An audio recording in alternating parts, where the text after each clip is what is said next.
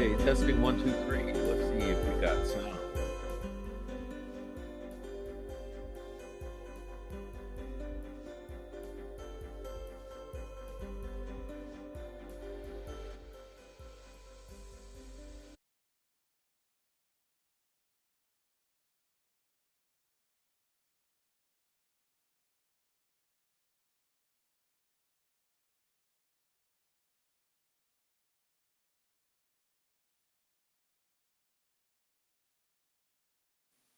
Thank you. Thank you. I said welcome everyone, and I know that I had this scheduled for a different time, but this is the time I could make it happen, so I'm jumping on to do it. I want to get it out of the way so we can handle other business pretty soon. There's a lot more to do. So you guys enjoying the shit show? Question for you: how do you like the fact that they are locking themselves into a story, and all the details of that story don't match the details that they've been giving you for 7.5 years? That's right. That's right. The liars are in full effect, and they're on the stand, and they are giving us a locked in story with details that don't match the past 7.5 years of gaslighting, straight up lying, covering up for the murders of two little girls. That's what they do. And yes, I mean the family members. Why are they lying? Why are the searchers lying? Why are the law enforcement lying? Hmm? Well, guess what? We will be going into a very thorough dissection of all of the statements made on the stand. I've already got transcripts, so to speak, which are very detailed notes from a very impressive attorney. And I'm going to be using those notes to compare and contrast with the whole 7.5 years of gaslighting, including using their own video clips of their own words against them. Yes, and I mean Kelsey German. Yes, I mean Becky Patty. Yes, I mean Jake Johns. Yes, I mean David Erskine and all of them, because everything's a fucking lie. There's been 7 years of straight up fucking lies in your faces, and now on the stand, we're getting different lies. So we're going to be exposing those lies. For instance, let's start off with a good hit. I got one right now. So suddenly we are told that the bodies are found afternoon, right after lunch. Like someone put in the chat, what's the current time the bodies are said to be found, and by who? Hmm. Well, let's take a little listen to something right here. Let's see, because I don't take well to the straight up lying in our faces, and you shouldn't either.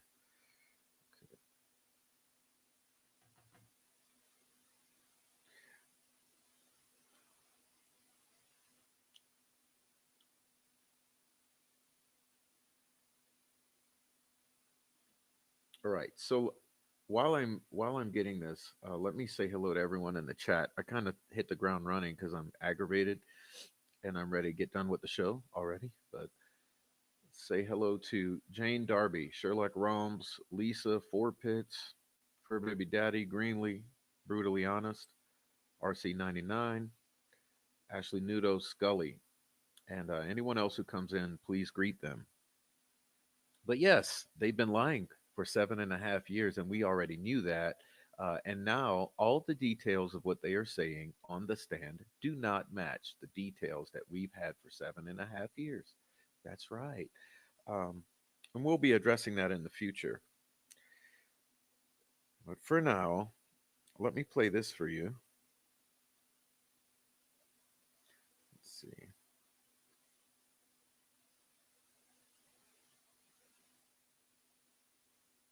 I want to get it on the juicy part. Here we go. You guys ready for this one? Let's see what David Erskine has to say about when the bodies were found. Fair use. Becky said to me that she got the phone call at 11:30, and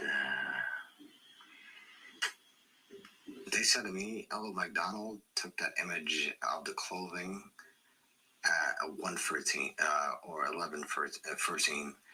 That can't be possible. If he found the bodies, how in the world did he then find the clothes as well? Unless you need to tell him. I don't remember an exact time, but it was early in 11:14. It was earlier, right? Oh, you don't say. It was closer to between 9:45 and 10:30. Oh, you don't say. You don't say.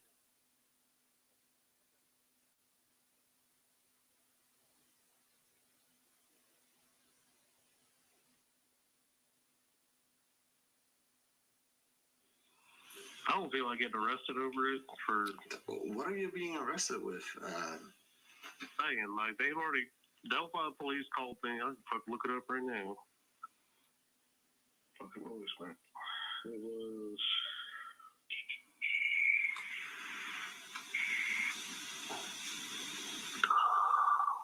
Where the fuck is it?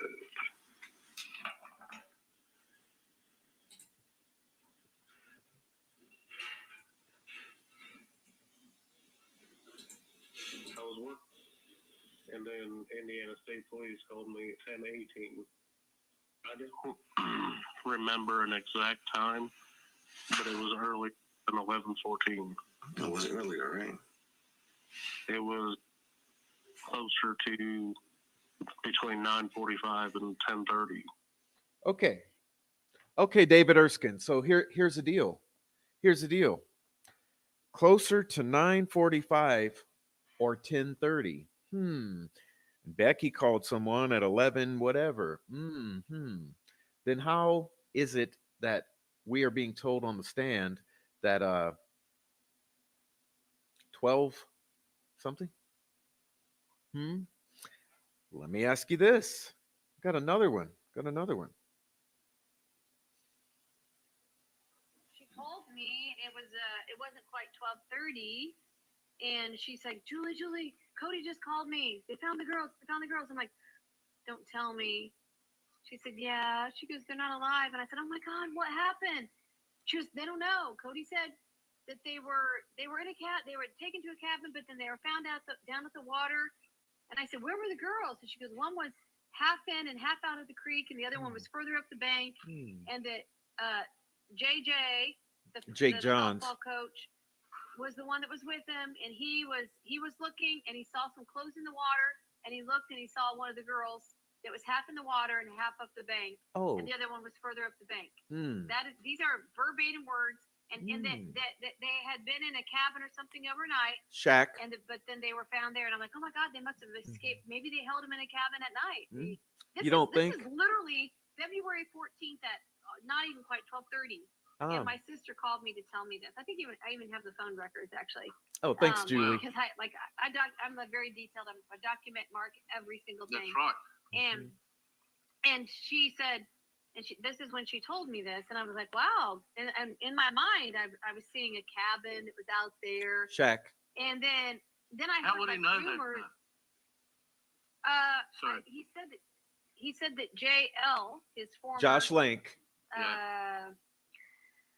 It was his former uncle, but however you want to call it now, I can't even keep track of what they tried to call it. But it was TG's Tara ex-husband that said this. Josh that told him this, and then he repeated it to my sister Diane, and Diane repeated it to me, like right away. So, wow. Jake Johns, Josh Lank, Cody Patty, Tara German.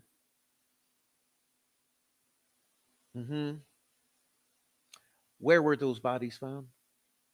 When were those bodies found? What have you said on the stand? Sounds like a bunch of lies have been told, and I hope every fucking one of you goes down, ends up in prison, or gets killed. Yeah, that's what I hope.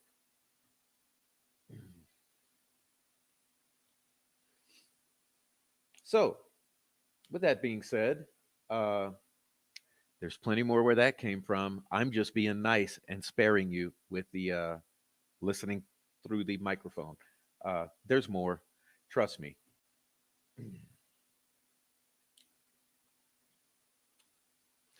Jake Johns is Brian Pancake's half brother, which is Mike Patty's childhood's best friend. So, where were the bodies? Where were they first found? Were they moved after they were found? David Erskine says 9:45 or 10. Interesting, isn't it? So, got some splaining to do. Yeah, over the murders of two little girls, and you're lying in court, and you've been lying for 7 years, and the shit still don't make sense. Okay, we'll figure it out. So, there's plenty more where that came from. You fucked with the wrong person. All right, so forgive me for my outburst. I usually don't have them. But like I said, we haven't even begun to get into the calling out of lies. And we will be getting into the calling out of lies because there's a whole bunch. For instance, who brought the girls to where and when and who? And now, how are you going to explain not crime scene techs, crime scene technicians who train their entire lives to properly do things, right?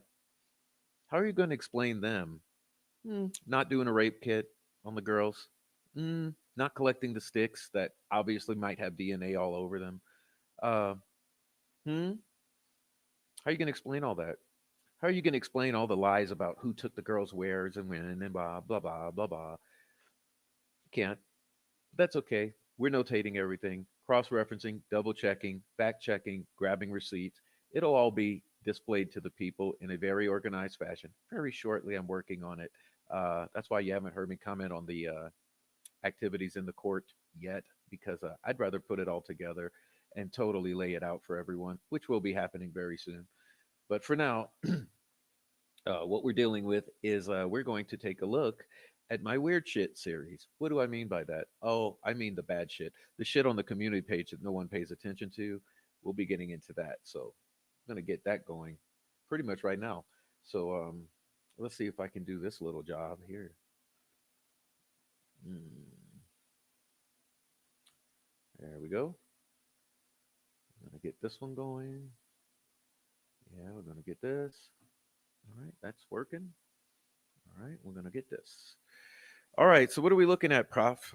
Well, geez, you're looking at my community page. All right, sorry. Okay, so what are we looking at? Let's get back here and take Josh off of here. All right. Now, what do we have here? Well, I'll tell you what we have here. What we have here is stuff no one wants to pay attention to. For instance, uh,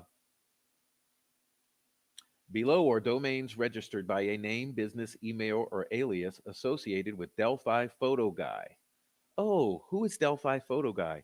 Oh, uh, Ted Bear, he's gone by. Warren Asher, he's gone by. And I don't know, potentially worked with Greeno and with Jalen Rain. And, you know, in some cases, this same name was used with different emails. The same email was used with different names, etc. All found using reverse who is lookup at whoxy.com. DC means .com in the annotations below. Most of these are not on the Wayback Machine, although I did not search thoroughly. DelphiPhotoGuy.com, DistinctK9.com. Let me get my let me get myself over to that community page so I can read them from the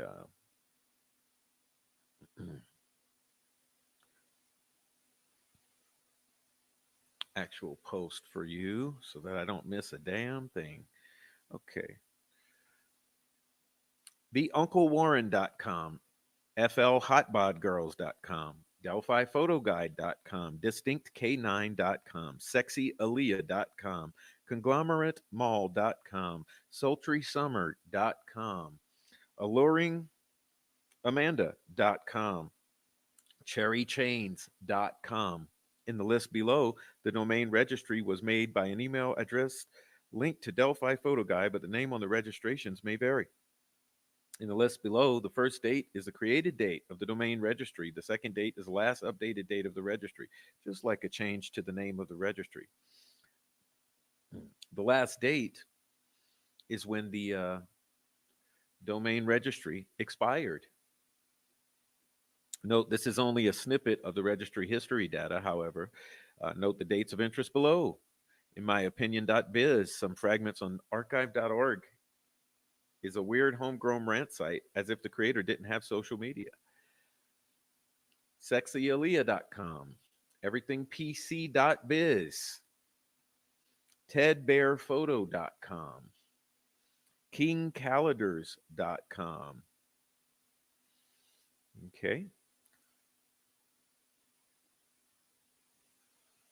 xxxavp.com, February 17, 2017, February 17, 2018. Hotbodgirls.com, some pages on the Wayback Machine, various snapshots of the site reference Tampa, Indy, Philly, Jersey at different time periods. Also has an associate's email, that's Greeno, on one of the archived pages. February 15th, 2017. What do we have here, ladies and gentlemen? Hotbodgirls.com. Girl, ISAWU.biz. Some fragments on the archive.org. It's a model photography recruitment site with a focus on promotion through videos. Does this mean that some of the model recruitment domains were created the week of February 13th, 2017? A lot of domains to register and manage, don't you think? Who was recruiting young girls? Who was recruiting young girls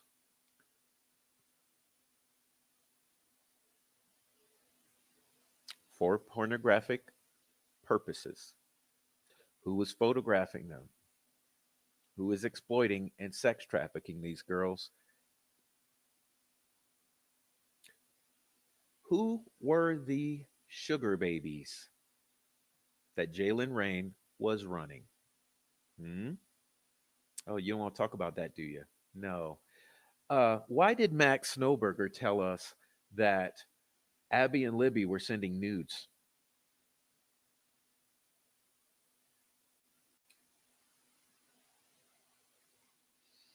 You think they might have been targeted for that purpose or that reason? Oh, no, no sex, no rape kits done. Hmm. Hmm. Hmm. There's a photo of Anna Downham on somebody's lap. Who's that?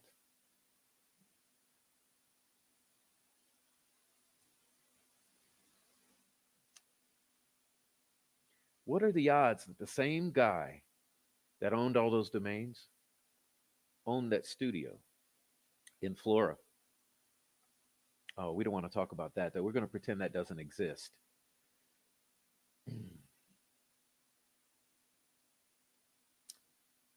Who is Anthony underscore shots?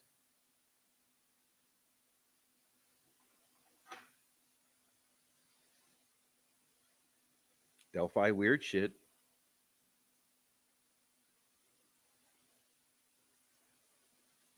Now,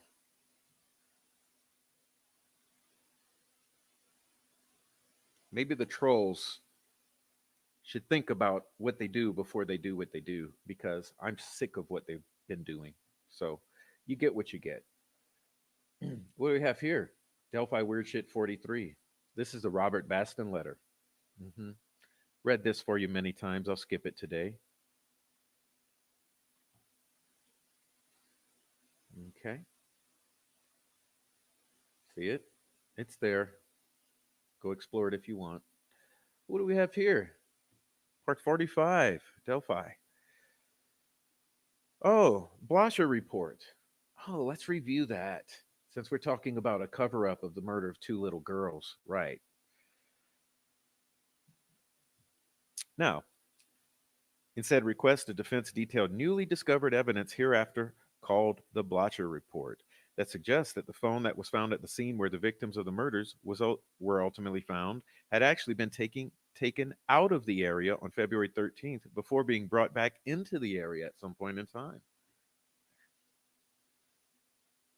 This is important because law enforcement has maintained from the beginning that the case that the girls were murdered on February 13th, 2017, just like they're alleging that they were found after lunchtime.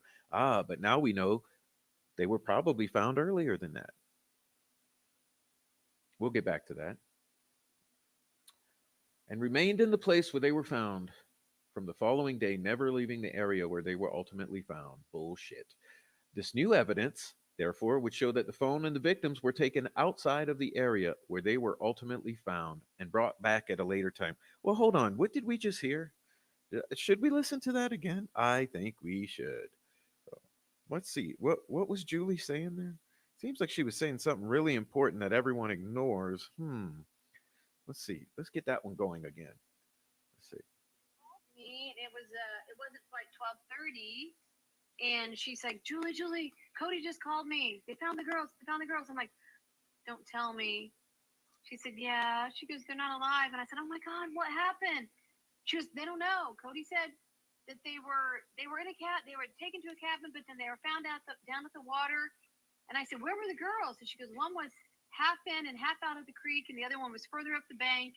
And that JJ, the softball coach, Jake was Johns. the one that was with him, and he was looking, and he saw some clothes in the water, and he looked, and he saw one of the girls that was half in the water and half up the bank, and the other one was further up the bank.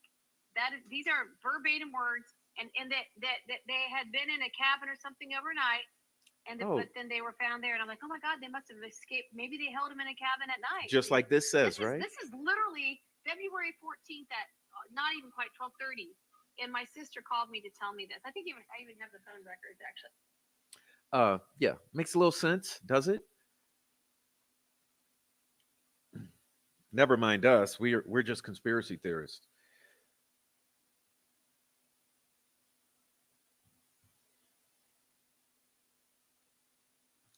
All right. What are we looking at here? Oh, look. We forgot about this one, right?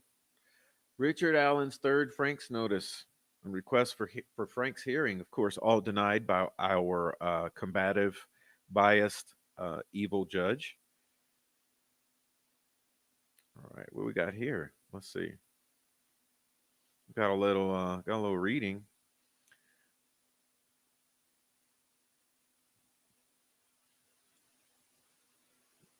Specifically, the defense received certain geofencing evidence that at least three persons were in or around the crime scene at the time while the murders were allegedly taking place, according to law enforcement's timeline. And none of the owners of the phones have any connection to Richard Allen. This geofencing evidence that the judge wouldn't allow in because it would prove something to the jury that they don't want proven to the jury would provide evidence of any of the following scenarios. Now, which is it? Is it A, the persons walking with the phones are witnesses that would have observed the murders as they were taking place, and none have identified Richard Allen? B, is it B, that those persons walking with the phones were witnesses who observed nothing as the murders did not take place the afternoon of February 13, 2023, but the victims were taken to the crime scene after the search was called off? Or is it C, the persons walking with the phones were participants in the murders? Well, geez, how are we to know, and how is a jury to know if you won't allow them to see who was there? Said geofencing evidence was so important to somebody involved in the investigation that they created a map or two and plotted the damn movements of these persons, including movements that show that at least one of those persons went directly to the fucking crime scene. I've shown you the maps. At the time that law enforcement is alleging the murders would have been occurring. Those phones, once again, had no connection to Richard Allen. Furthermore, the map shows that two other phones and the persons carrying those phones were in and around the crime scene between 12:39 p.m. and 5:49 p.m. Oh, what is that interval of time? Sounds like some pre-staging and some post-staging, doesn't it? Yeah, something's not right there. But oh, we just ignore that. We're just going to ignore that. This judge here. Uh, oh, what do we have here? What do we have here? Let's talk about Turco and the sticks. I mean, since they're showing all the crime scene photos, which absolutely prove that there are runes, bind runes formed with sticks on top of the bodies, which were gaslit. You were gaslit by the entire fucking troll farm creator farm, run by the Patty family, and they want you to believe that those sticks fell on top of the girls, or that someone was trying to hide bodies with sticks that don't even closely resemble the hiding anyone trying to hide bodies. One of Turco's oh, what forgive me. Turco's words and information that Holman left out of his report include the following. After viewing the way the sticks at the crime scene were arranged, it was a given that the pattern of sticks was someone's attempt to replicate a Germanic runic script. Not only that, it was specifically a bind rune.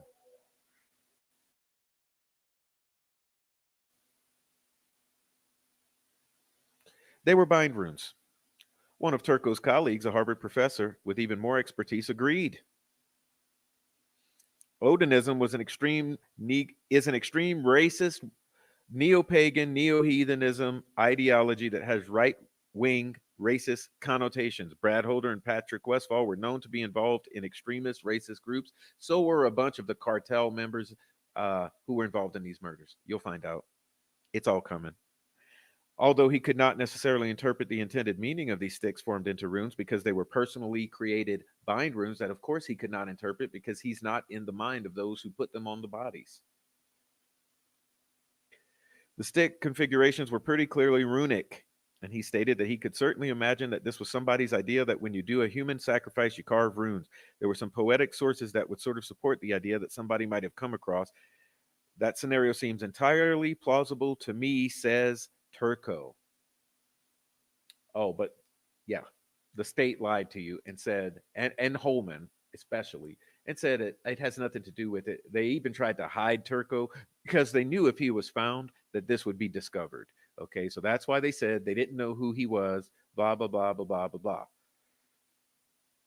Furthermore, Turco discussed how runes were thought to have magical significance and would be used in incantations and rituals, that there is a sacrificial connection in mythological poetry.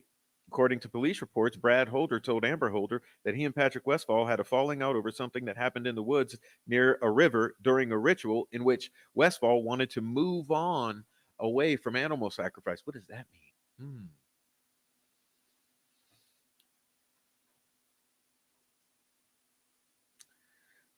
Another red flag. March 13th, 2024. Allen by counsel filed his third Frank's notice. Based on evidence recently provided by the prosecution, Frank's 3 detailed the following information omitted from the search warrant. At least 3 fucking phones were in or around the fucking crime scene at the time the murders were allegedly taking place, and none of the owners of the phones had any connection to Richard Allen. Purdue professor Jeffrey Turco, who they tried to hide from the defense, wrote in a report provided to Unified Command, yeah, that's the people covering up the murders of Abby and Libby, that the markings constitute an inscription inspired by Norse runes is quite plausible. I don't know why this isn't. Oh, there it is. Motion to compel and request for sanctions. Here we go.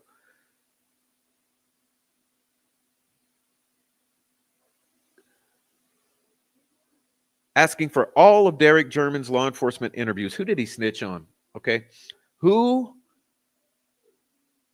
did Derek German snitch on that were involved in a federal investigation? Somebody please answer the question in my comment section. Who was Derek German snitching on that was tied up in a federal case? All of Derek law enforcement interviews, including video, audio, and or notes reporting or memorializing any law enforcement interview. If he was never interviewed, then fucking explain why. For the purposes of establishing a timeline, all of Kelsey German's phone dumps of all phones attributable to Kelsey German. Yeah, and let's figure out, why did she have the passwords to all of Libby's accounts? Did she have them to Abby's as well? If her phone was never collected, and explain why in the fuck why. Furthermore, every law enforcement interview of Kelsey German, you know, the 6 or 7 where she said FBI was very mean to her, including audio, video, and or notes reports memorializing any of those 6, 7 interviews she told James Renner about. If she was never interviewed, then fucking explain yourself and ask yourself why, because she was the last person allegedly to have contact with those girls.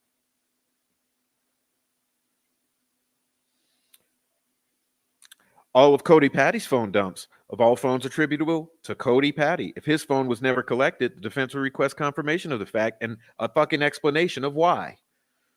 Furthermore, of every law enforcement interview of Cody Patty, including audio, video, notes, reports, memorializing any law enforcement interviews. If he was never interviewed, then we'd like you to explain the fuck why. Same with Josh Link. There are 2 images that exist, but which the state of Indiana has not turned over to the defense. Those images can be found on the interfucking-net, with at least one of those images seemingly adopted by law enforcement as being a legitimate photo, as it had been utilized by law enforcement in various media appearances, including a 2019 press conference. We are talking about the photo of Abby Williams walking on the fucking bridge, purportedly taken at 2:07 p.m. on 2/13, attributable to being sent via Snapchat from Liberty's phone, but now we know it's not on the fucking phone. Explain that. Also, an image of the High Bridge purportedly taken at 2:05 p.m., also attributable to being sent via Snapchat from Libby German's phone, but also identically fucking matching Cheyenne's photos of the empty fucking bridge. Explain that. Related to those items, the defense would ask the court to compel the state of Indiana for the following, that it has so far not been fucking provided. Interviews or reports of Kyle Smith or anyone else that either received either or both images. Kyle Smith, why was he not interviewed? Where's his phone dumps? All reports, analysis, documentation detailing any information about the purported images purportedly taken and sent out via Snapchat. All reports, documentation, and analysis from Snapchat. You want to explain yourself, Carroll County? Erica Gibson, you got her phone? You dumped her phone? Kyle Smith, you dumped his phone? Kelsey German, you dumped her phone? Becky Patty, you dumped her phone? Mike Patty, you dumped her phone? Cody Patty, you dumped his phone? Derek German, you dumped his phone?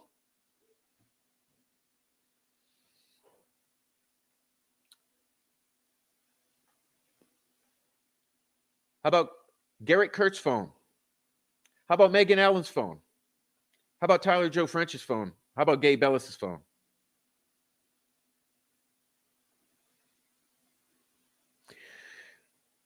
Any analysis related to those images that has been conducted by law enforcement? If the state of Indiana does not believe that the image of Abby walking on the bridge and of the bridge are discoverable because the state does not claim those images are as relevant or reliable, then the defense requests confirmation of the same. Maybe you want to explain how they got involved in this case if they're not legit. All reports in their documents, phone dumps from any phone or device that was believed to be a phone or device of either victim used near Monon High Bridge. And what about that other second phone that Abby had? You going to explain that phone?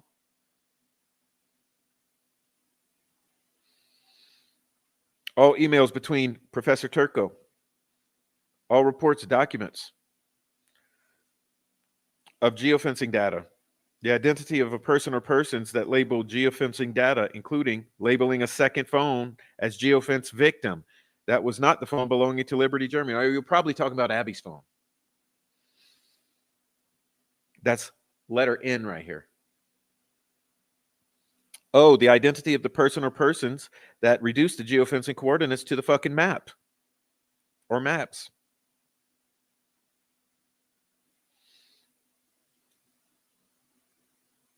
Okay, you get it?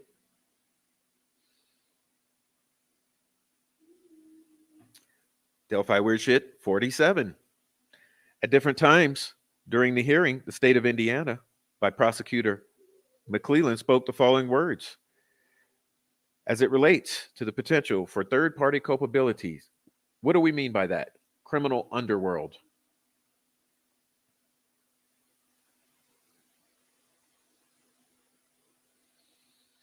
This is still a very ongoing investigation. Our goal is to find anyone else who was involved in this heinous crime. That is the public interest, to find anyone else involved and get justice for Abby and Libby.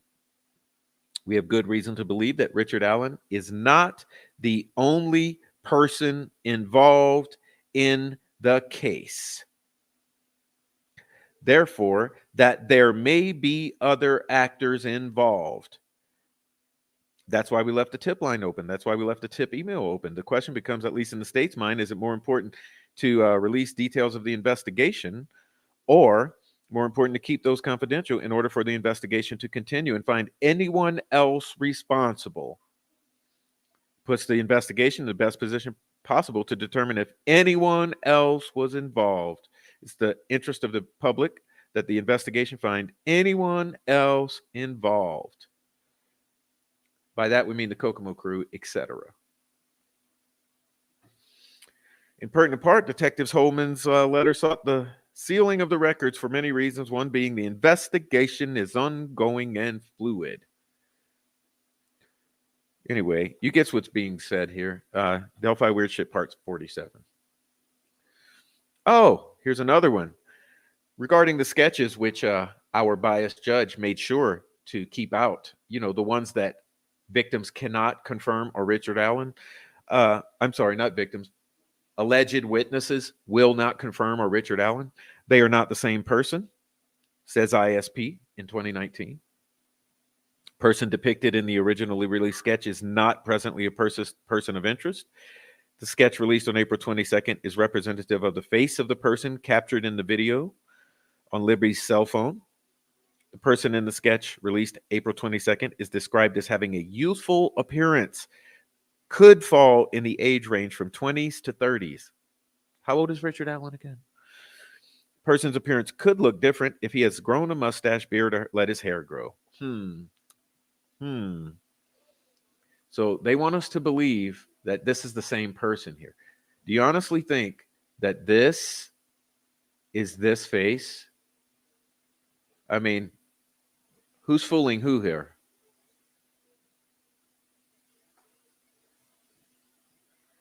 Who's fooling who? What does this label as?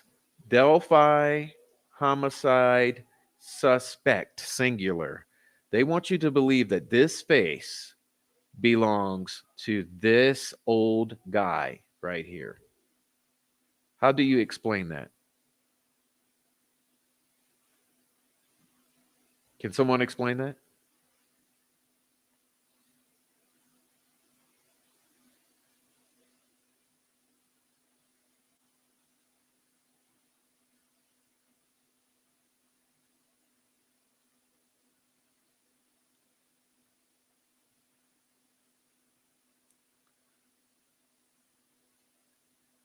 Oh, look, how odd. Hey, Troll Farm, all suspects are innocent until proven guilty in a court of law. That used to be what ISP said. That used to be before Holman took over and decided that he was guilty before proven innocent.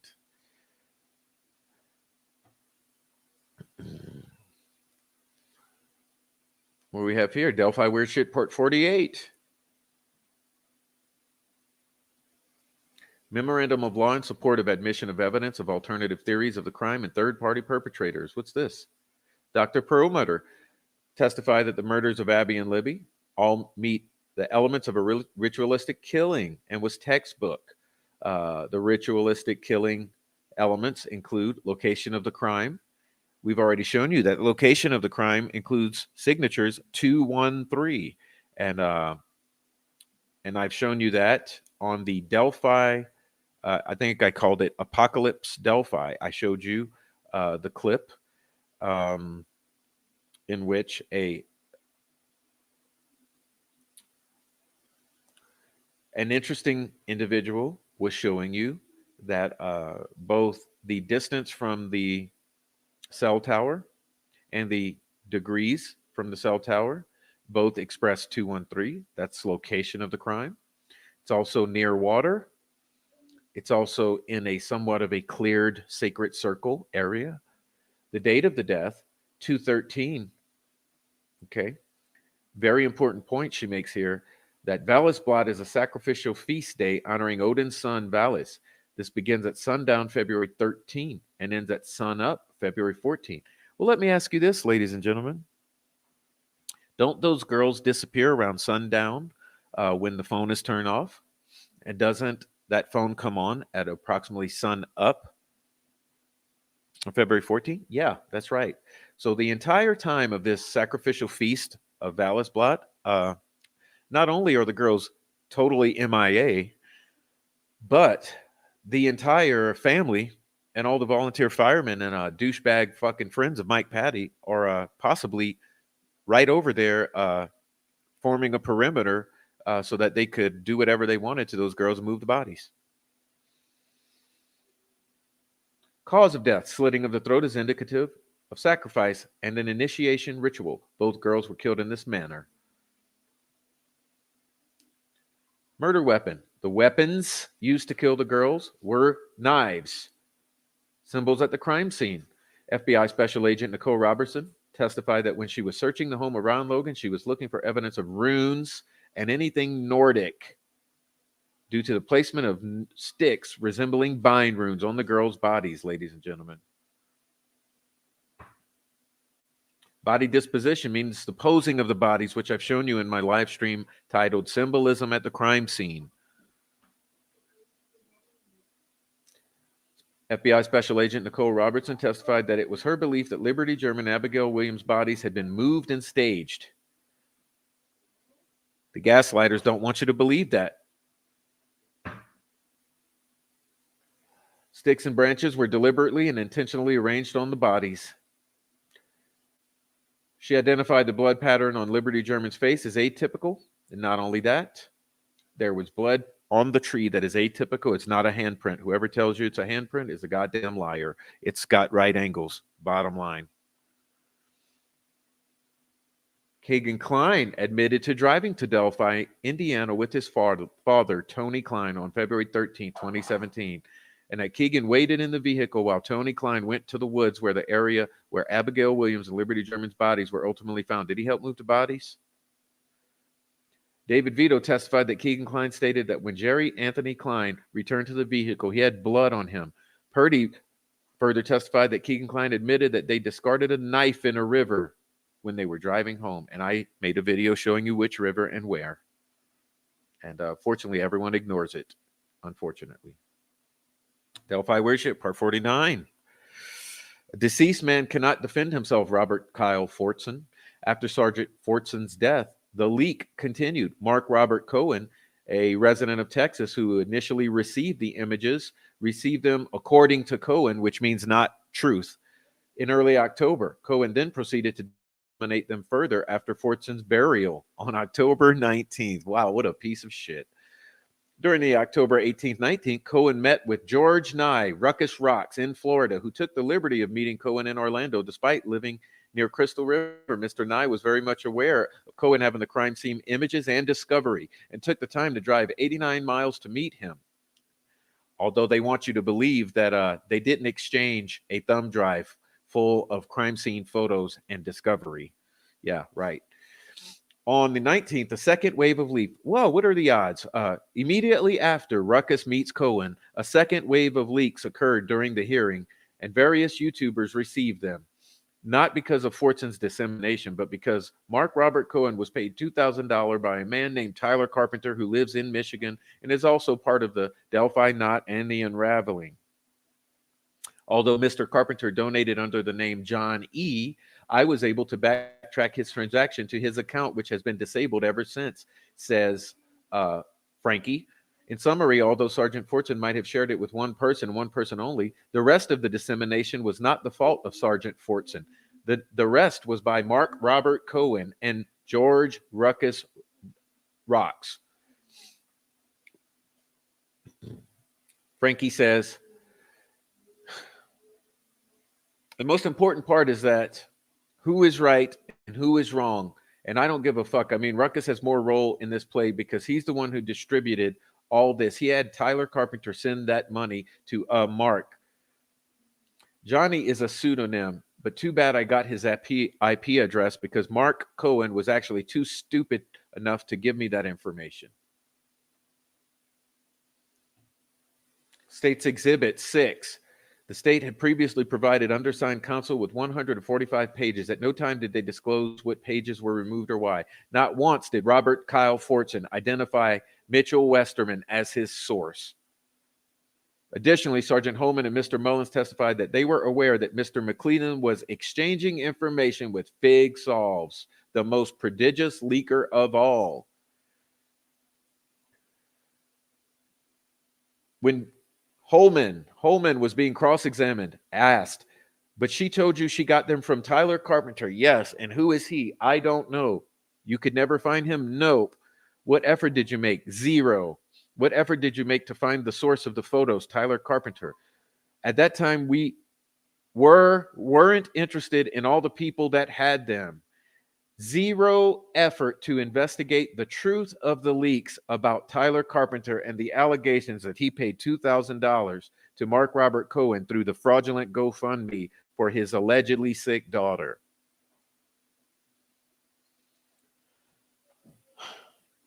Motion to quash. State believes that the depositions of Pat and Nick Westfall are unreasonable in that they are not relevant to issues. The state believes the deposition of Tobe Lesenby is oppressive in nature, that David Schilling is listed as a rebuttal witness to testify as an expert on Odinism. The information on Odinism has been challenged by the state. So the state asked the court to exclude testimony in relation to Odinism. And guess what this fucking judge did? She gave it all. She gave it all to them.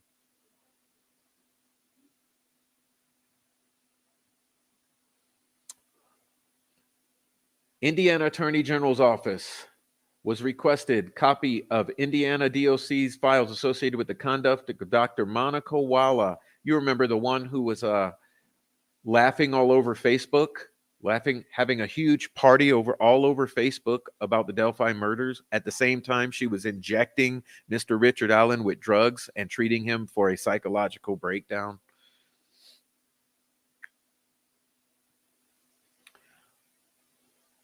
Dr. Fiddler, Jessica Fiddler. You want to know what Dr. Fiddler did? You want to know why this was asked for? I'll just go ahead and tell you since everyone's fucking lying to you. I'll tell you, okay? Because the judge quashed this subpoena as well. Dr. Jessica Fiddler was in the OR when a certain individual said, "You know, I heard one of those girls was pregnant. Is that true?" Do you know what Dr. Fiddler did? Dr. Fiddler's eyes got as big as baseballs, like she saw a ghost.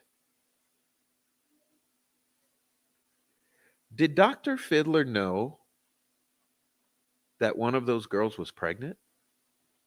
Wow, that would be a reason to keep Dr. Fiddler from testifying. Yeah. Was one of those girls pregnant? Well, shit, if they didn't do rape kits, I doubt they did any pregnancy tests.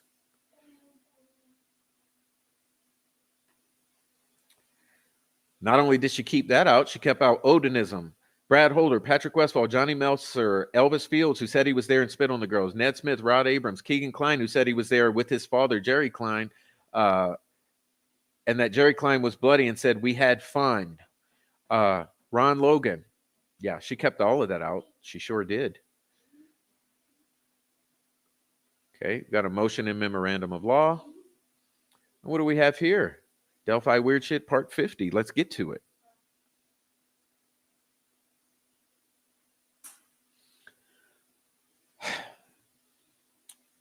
Mitch didn't put the pictures on the internet. That means the crime scene photos.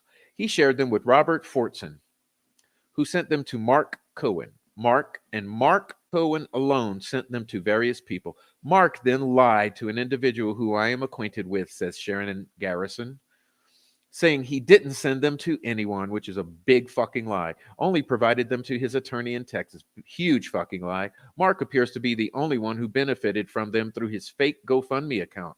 $500 from Robert Kyle Fortson right before he died. $2,000 from an anonymous individual shortly after Murder Sheet went public, who Little Frankie says is Tyler Carpenter. $200 from Jason T. Blair, a former journalist who lost his job after committing perjury and defamation while reporting, and who is a shill for the Murder Sheet. And $100 from a family member. Here we have August 20th, 2023. Robert Fortson and Tyler Carpenter jump into the group, Delphi Murders, Journey to Justice for Abby and Libby.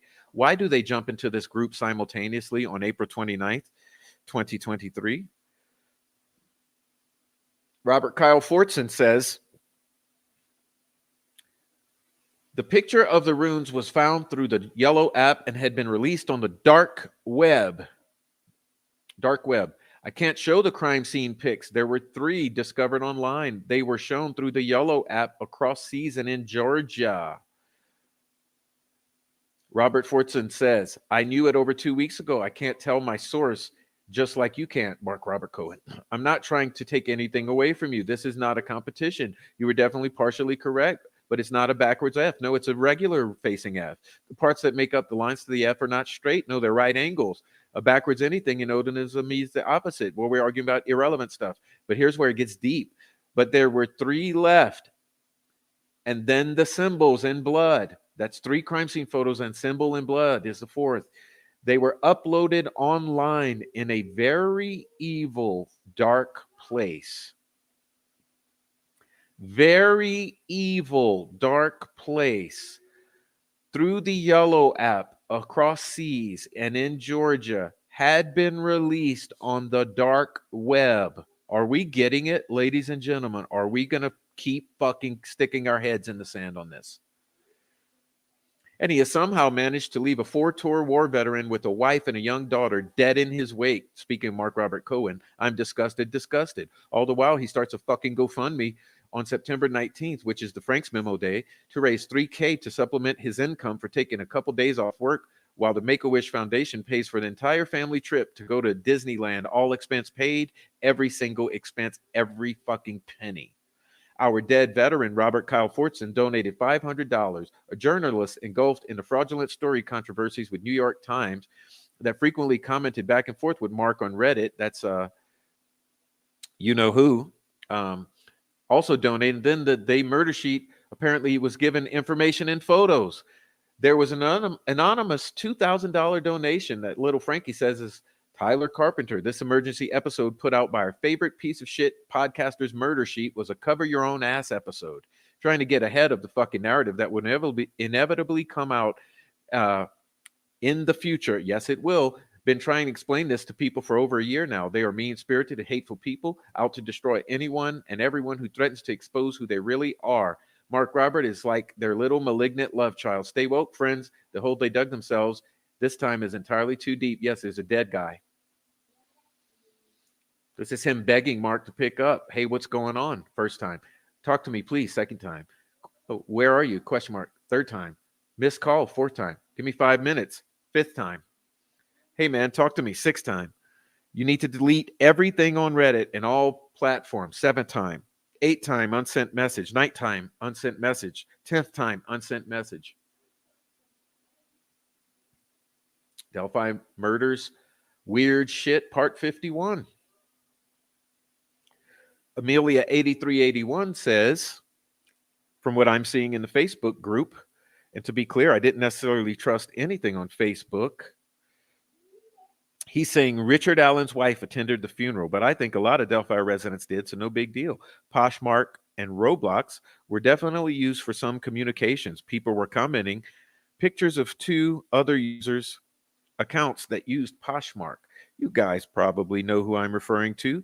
The guy is commenting a lot on a lot of the posts and comments, as well as answering some questions. He hinted at the fact that based on what he's seen in Discovery, CSAM might have been involved. This is discussing Mark Robert Cohen. He said Richard Allen at one point worked at Stellantis Chrysler plant in Kokomo. Who else worked at Chrysler?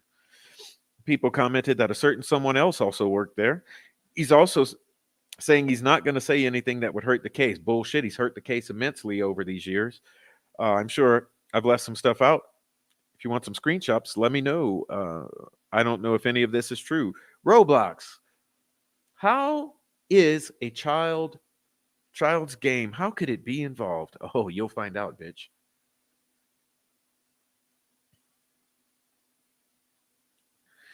You can communicate with other players online. That's how. It's very easy to make an account by downloading the app. All you have to do in order to talk to another player, i.e. children, is go into one of the games in Roblox and start chatting. That's how the chomos do it, ladies. It's already been exposed. I've done posting about it. I've done shows about it. And there's a whole documentary on it. It's a child targeting pathway. Roblox for content. All right, let's just skip. Okay, so this is weird to see Roblox mentioned here because I had to report a video I found online, which was an entire Roblox reconstruction animation of the crime scene and the crime of the murders of Abby and Libby from beginning to end with Roblox characters for Abby and Libby and the murderer. Yeah. It was so fucking awful. I had to report it to get it taken down. I didn't find it too necessary to add, but the original poster says they found the accounts tied to a Pinterest, Poshmark, and Roblox account. They speculated the apps could have been used in a way of secret communications. Well, that's exactly how it's used, ladies and gentlemen. I think Poshmark is more so for selling branded clothing, so I wouldn't be sure if BG's clothes were ever on there. Well, they're going into weird conspiracy theories, but here where it gets deep. Was it? It was tied to a Roblox account? That's creepy since most kids and teens are on Roblox. Oh, yes, I remember exactly, says Chill Pills, because of how disgusting this was. It was odd because I remember seeing a very famous 1 million plus Roblox YouTuber early in the comments encouraging the video of the murders of Abby and Libby. That's right. I never saw any encouragement, says Got Kittens. I don't remember other commenters, but I certainly got very upset. I'm glad I'm not the only one who remembers it because I never saw anyone else speak of it in forums since then. And I started to think, did I see the whole ass animated movie of a double child murder in graphic detail with a music score and a script? The whole thing is an absolute disgrace, but must have taken a big investment of time. It was like some depraved Roblox snuff film and bizarrely detailed. It was very horrific for sure because the way it was filmed was very snuff film torture porn style and not in favor of Abby or Libby. It even showed scenes of the girls being raped. What's really creepy to me is someone had to build that whole Roblox bridge map and hired other people to control other characters. I used to play and build on Roblox when I was a kid, and let me tell you, building maps takes time. The amount of time and effort to make of this child murder, sexual assault snuff film on Roblox is disturbing. I've never played Roblox myself. I'm 40, but even I could see the amount of detail, the landscape, and everything looked very accurate. The film even included the murderer walking the trail from the car park and commentary gradually reaching a crescendo of excitement. A full murder movie as if done as if it were titillating, like creepy wank stuff for psychopaths. I believe the account had an icon that made it look like it was owned by a K-pop loving teen girl. There's no way a young girl made that deplorable shit. Wow, all of it is hitting me now. Yes, it was made to look like a K-pop little girl made it, and all of the replies to the negative comments were childlike replies from the creator. It's very disturbing knowing what we know now that Roblox chats might have been involved in the murders. You see, when Alex and I tell you that the Stevenson's great granddaughter account was this type of thing, you think we're joking with you. No, these fuckers are pretending to be teens online and they're doing psychotic, sick shit like this. Yes, they made an entire Roblox version of a snuff film of this entire crime, posing as a little teenage girl, and people wanked to it and were excited about it. It was made for psychopaths.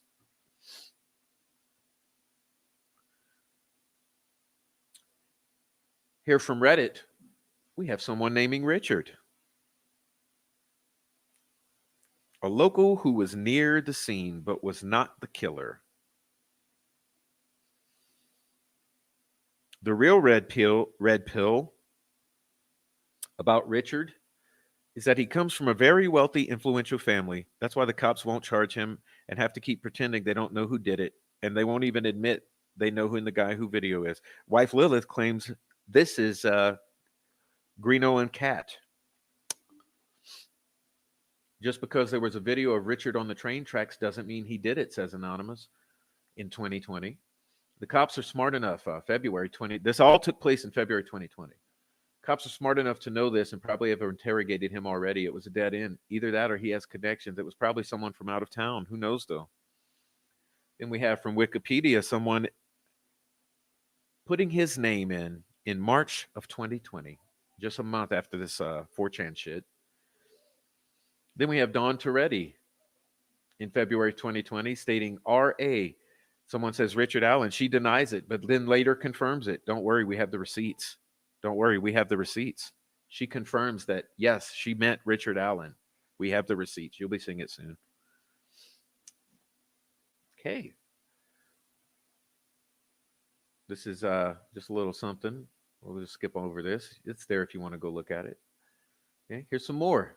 Here's some more. Delphi Weird Shit 53. Okay. Now, imagine what we're looking at. Just take it in for a moment. Someone posts Abby on the bridge. February 2020. Once again, all of this is going on in February 2020. Keep that in mind. Real life horror kino. And from Wikipedia, I pulled a definition of kino. 4chan slang, especially good or sophisticated cinema. You get it? You get it? You get what I'm putting down here? More from 4chan, February 2020. It's like fucking 3,000 people talking of Delphi. And even if he's not from there, he must be from the nearby area since he knew about the place where the kids liked to hang out. Actually, crazy, he hasn't been caught. Girls did everything to help the case and police is fucking it up intentionally. One of the major theories is that he's a retard or something who lives with his parent and doesn't ever go out. And now parent knows what he did and locked him up completely. That's why they can't ID him. Haven't they found this guy yet?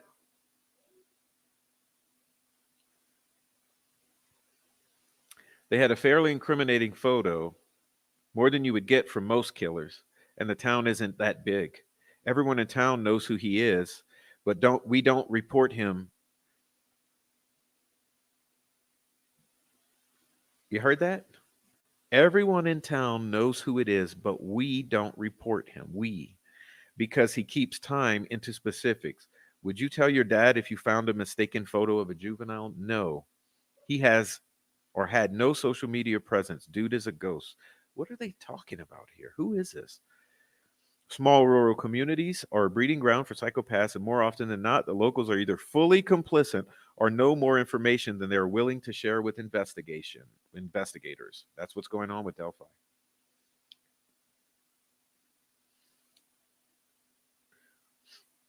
The area map shows this wasn't some kind of vast wilderness in the middle of nowhere. There are roads, farms, businesses, homes dotted across the area. I find it hard to believe their killer was some random outsider who happened to stumble across them. It was definitely a local who did this, and I would bet on at least a few of the local rednecks knowing exactly who did it, but keeping their fucking mouth shut. That's exactly what it is. Why didn't he destroy the cell phone after killing them? Good point, Anonymous.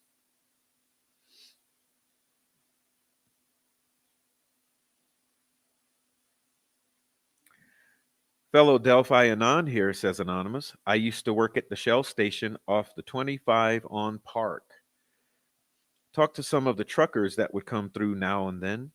There was this one city slicker who owned a small business in town. They say it used to be a whorehouse or something, but now it's just your average farm supply store. One of the truckers said he was trying to buy some feed for his chickens back home or something at the store that the day of the murder, but no one was there. There were loafer tracks heading into the woods. Loader, I think he means. Towards the bridge, though. Spooky shit. Is he talking about the harvest store or the mirrors? What's going on with this post right here? It's Delphi Weird Shit Part 53. Go watch it and figure it out. Go look at it, figure it out. Okay, Robert Ives. Okay, go watch it. It's all there. This is the judge killing the sheriff. I mean, the sheriff killing the judge. Just some stuff you can go watch. Okay, go watch Adrian's. Okay, highly recommend it. What do we have here? Delphi Weird Shit 54. More 4chan for you guys. That's what freaks me out about it so much. That small town during the middle of the day, and you'd think someone would have heard something or at least be able to identify this guy by now. Yeah, you'd think so, wouldn't you? Wouldn't you? Because they're all liars. Two girls were killed. One had a picture of a random pedestrian on her phone. Everyone assumes this is the killer because reality is convenient, like on social media. I don't know what I don't know what SUV is. Am I right? Two girls dropped off on a hiking trail with a derelict train bridge. Photo is from a Snapchat one of the girls sent. Presumably, the audio is from the moments before they were murdered. Photo and audio clip are only leads. Here we get into some richness. One was found alive but unconscious and died later. I don't think that's possible without a head. Yeah. So this is arguing about them being beheaded. I thought both were found dead at the scene. Would you mind posting a source for one being alive? Oops, I was wrong. I released too much autism for a day. No worries at all. What? Wrong. Authorities in Indiana released a haunting 3 word audio clip extracted from the video found on the phone of a 14-year-old. Sorry, I'm wrong at the moment. It's only a rumor reported that one survived the attack but died from hypothermia. Original poster is as good as you're getting. There are screen caps taken from video Liberty took. Unknown whether it was taken from her physical phone, from her iCloud, or from a Snapchat messaging or something. A lot of misinformation is being spread around here. I recommend anyone who seriously wants to drive or dive into this to check out the last thread we had on the case. Lots of avenues discussed, maybe a good jumping off point for anyone unfamiliar. Also, anyone from the area, I'm trying to confirm or not whether or not Delphi is a transient town. I've read several people that supposedly live in the area are saying it's a town that's mainly built around people, truckers, just stopping by. Most residents themselves are either just moving in or just about to move out. That would make it incredibly difficult to track the dude. Can anyone confirm that? Yeah, if he's a trucker. All right. Here you go. It was baseless speculation that there's another rumor. There's another rumor that one of the girls died that afternoon, but the other lived well into the evening or night. This is 2017, May, before succumbing to hypothermia in the water. There's another rumor that one of the girls died that afternoon, but the other lived well into the evening or night before succumbing to hypothermia in the water. It's just a small town rumor with no base in reality. The suspect's DNA could have come from a hair, a scrap of clothing. He could have accidentally bled from a wound or cut himself in the brush. They could be from scrapings from the girl's fingernails. It doesn't indicate rape at all. For the record, the rumor of one of the girls dying the next day came entirely from the obituaries for the girls being off from different days. One was the day they went missing, the other was the next day. I wouldn't read too much into it as possible, but the single piece of evidence pointing to a funeral home to it is a funeral home's memorial page. As for a video of the murders, I doubt they have much, as the killer left the phone behind. It must have been in her pocket during the ordeal. Otherwise, I'm sure he would have taken the phone or destroyed it. This hasn't been confirmed. They didn't say where the video came from. Also, if he didn't realize he was caught on film, there's absolutely no reason to break the phone. He didn't take the girls with him. They were dumped right next to the crime scene. Also, there's no reason for him to go through the trouble of breaking the phone unless he had a reason to believe he was being recorded. All that's to say, maybe he didn't know he was being recorded. Maybe he broke it and Ellie got it from iCloud. Maybe they forensically brought it back. Maybe they threw it in the water and assumed. Maybe he threw it in the water and assumed it'd be enough to break it. There's so many possibilities. Blah blah blah blah blah blah. Why is this person uh, gaslighting and shilling? Why is this person attempting to control the narrative here? May 17th, 2017. Why is this person doing this?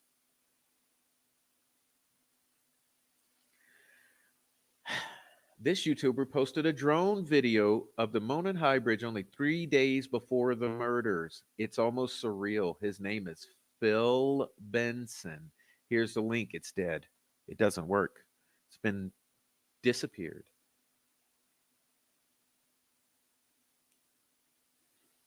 I've been to the bridge, one of my dad's lame vacations to see the bridge. There's nothing around for miles. Yeah, except a bunch of homes. Oh, fug, he seems to have a similar facial structure. Doesn't seem that weird to me. The rest of his channels is also drone footage of other places and cool stuff. Police have publicly announced he is not a suspect, and please stop harassing him and his family.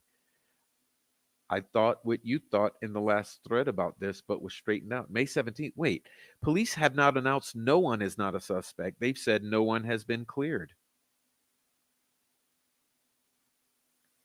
What's going on with this bullshit?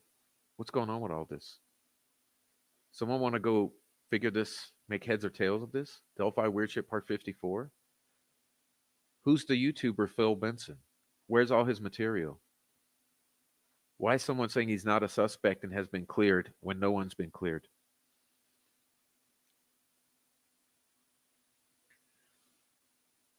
May 17th, 2017. I believe two things. This was planned. They met this guy somewhere online or were catfished, but he had to know the area and came prepared. The way the investigation was handled, it was different than usual. They reacted very quickly. True. Usually they wait to do things with missing people. True. Even the kids and teens, but they reacted very shortly after they were notified. True. Immediately. And the FBI was there in the morning, ASAP, even though they had told people no immediate danger. True. Factual. The response time was too quick. Factual. Most likely the FBI were looking for someone in the region and the police were on high alert for disappearances. There's more going on here than is being led on. When they Wednesday, May 17th, 2017. True, true, true, true. Fact, fact, fact. Badass bitch right here.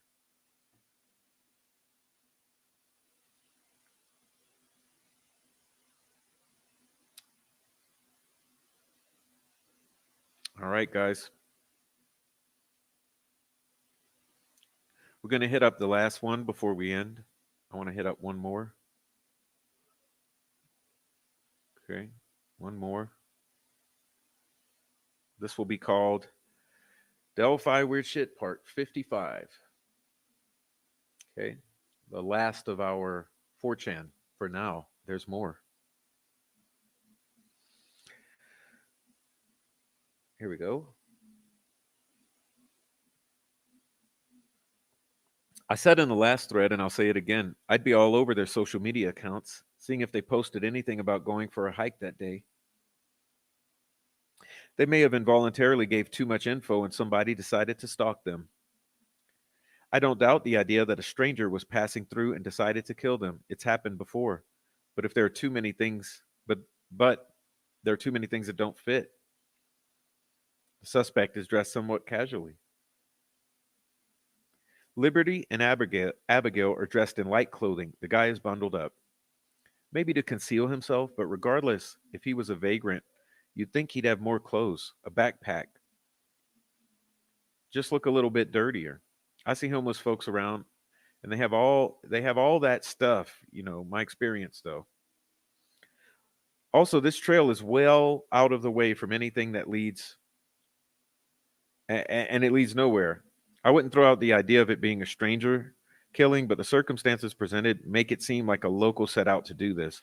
I know they can't release much more info, but I hope they do. These cases take time, and even though it'll suck, it might take years before they get a break if they ever do. Everything points to this crime being planned. He is wearing layers of clothing, prevent scratch marks and DNA from reaching his body. He's carrying a gun, probably a 1911 or similar. His face is somewhat concealed with a scarf and a hat. He's not believed to be a local, or he is.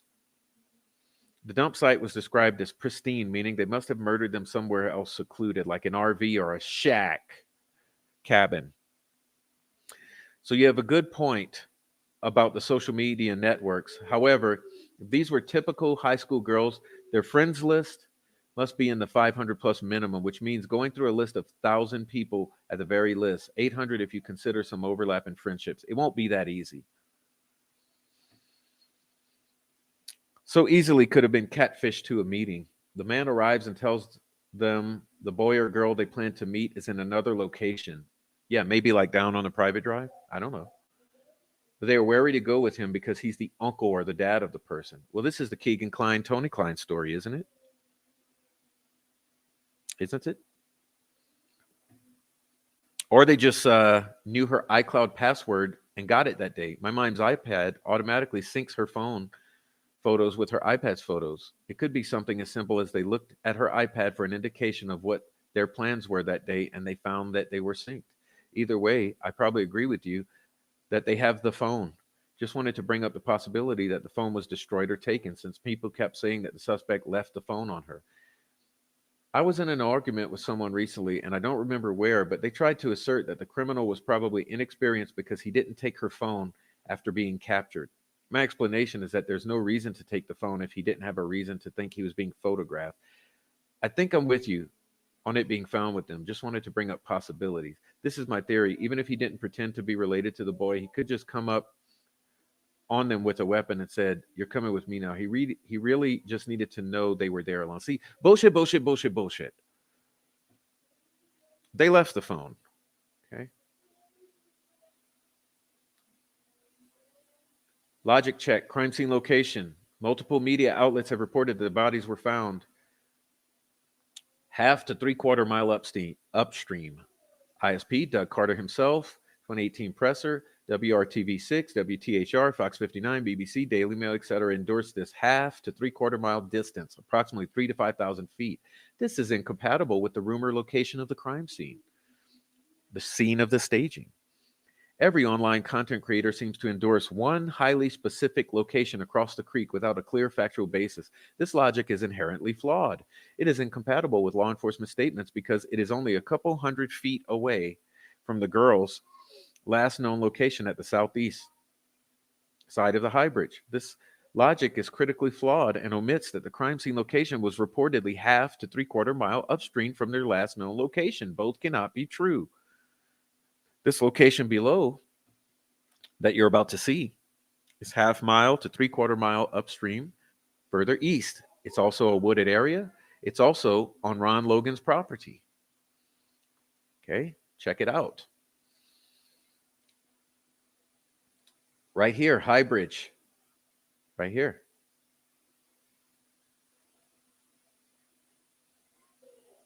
Right here, Ron Logan's.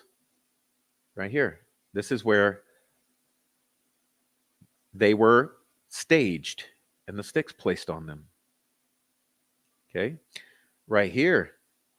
This is the area where our author is placing them. Okay. This right here is further from the crime scene, quote unquote. Not only that, this is where the news outlets initially placed the finding of their bodies. Do you guys know that? Do you? Not only that, this is where the Ron Logan warrant places their bodies, right here where the mouse is. Intersection of 575 and 300, that's right here, in the woods near the creek on the trails. Were they found here? Were they found here, one in and one out of the water, like Julie Melvin says, and others? Were they then moved to here on Ron Logan's on dry land, 50 feet away from the water, and then sticks placed on them? Why does Nicole Robertson say approximately 1 p.m. at this location? And why does Carroll County say drop off is approximately 1:49 and the girls are found at this location? Something's not adding up. Something is not adding up.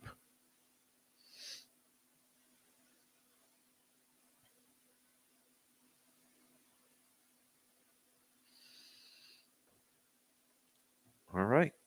My wife has been following this very closely. She told me about police activity, but never updated me on what it was. She hears rumors through her friend who has family in Delphi who knew the victims or might be related to them. I'm not sure. She has also been glued to true crime websites that have made claims that the phone recorded the whole crime. One victim expired shortly after being found. The killer may have been part of the search party. You don't say. You don't say. That's what we believe. That there is something larger going on, possibly involving the Amish community. You don't say. Wow. Wow. Impressive. Very impressive here. The part about the killer in the search party is disturbing because supposedly the one girl who was found with some type of stick speared through her back, the theory the killer speared her in some sort of because the search was getting closer and she was still alive. So she hastily tried to finish her off. There were certainly have more than they have let on. Not only that, remember Robert Ives saying that the girls were found so immediately after the crime? How do we explain that? Law enforcement has not released the time of death or the cause of death. The autopsy report is sealed, but if you Google Delphi murders cause of death discussion, I'm sure you'll find what the rumors are from people who have claimed to have gone to the funeral. A co-worker's brother-in-law is a detective on the case. He accidentally mentioned that large branches and bundles of sticks were inserted into various wounds, stabs, gouges, as well as into the genitals and rectum. This isn't the exact cause, but did involve hours of torture and pain. So what is all this? It's Delphi Worship Part 55. Go look at it. Okay.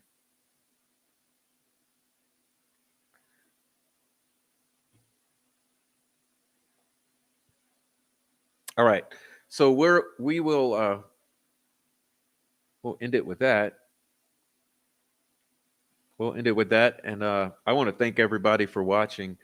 Uh, that was enough. That was enough for one day. We'll be doing another one to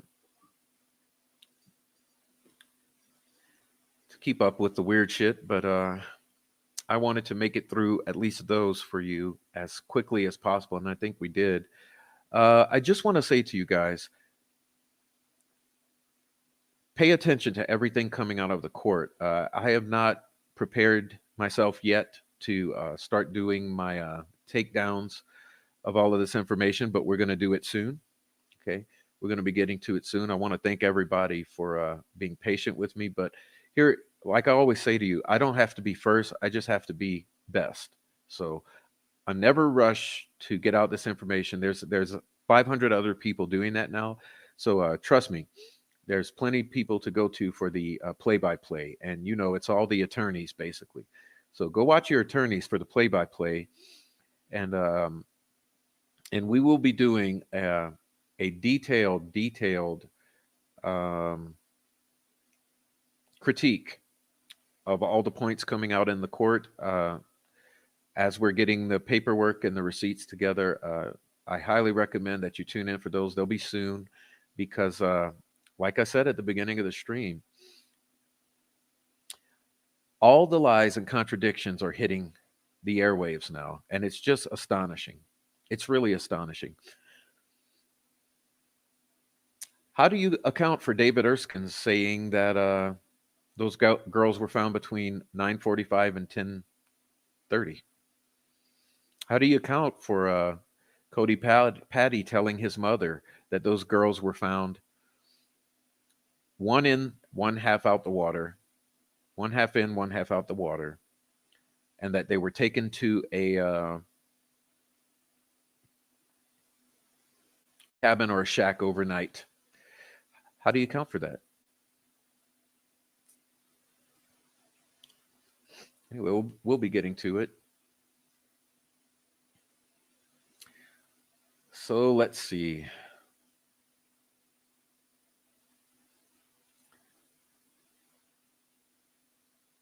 I see a lot of comments. I'm not really going to go through comments today. I apologize, y'all. So you're going to be finding out a lot, okay? You're going to be finding out a lot. Remember, we got all these people. We got the cartel. We got the cartel. We got the Gabe Ellis, Tyler Joe French, Megan Allen, Kokomo Crew, Garrett Kurtz Associates. We got the entire cartel, right? We got Derek German snitching on a federal level, on a local level.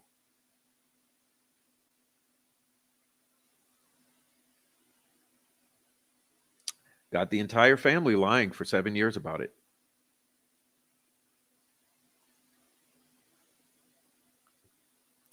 We got multiple phones. Where's Abby's phone? Where's Abby's phone? We got shit that doesn't make sense. How is this data being uploaded in other places? Someone want to explain that? Is it true that the Abbey on the Bridge photo is uploaded from the Farm Bureau building in town? Surely someone can explain that, right? Is it true that the Bridge Guy video is uploaded from somewhere else? Someone want to explain that?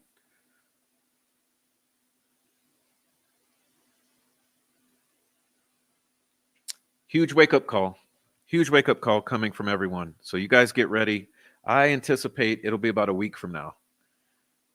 I anticipate you got about a week. Okay? You got about a week. So enjoy the next week of peace because after that, all shit's hitting the fan. So cheers, guys. That was Delphi Murders Weird Shit, Part 6. And I want to thank everyone for being here, especially Cromley, Heather Brown, Nancy Drew, Lisa, JoJo, Nobody Nothing, Sherlock Holmes, Margaret, Bill, Brutally honest. Heather Brown. I might have said that already. Nobody nothing. RC99. Jenny 33.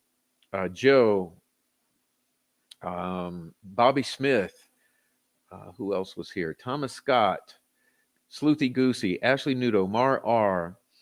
It's a New Day. Adrian. Kayla. Aarontown. Greenlee. Um, who else was here? Well, I missed a lot of you because I was reading. Misunderstood.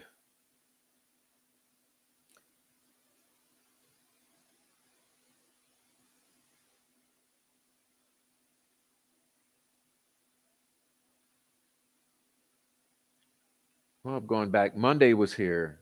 Okay.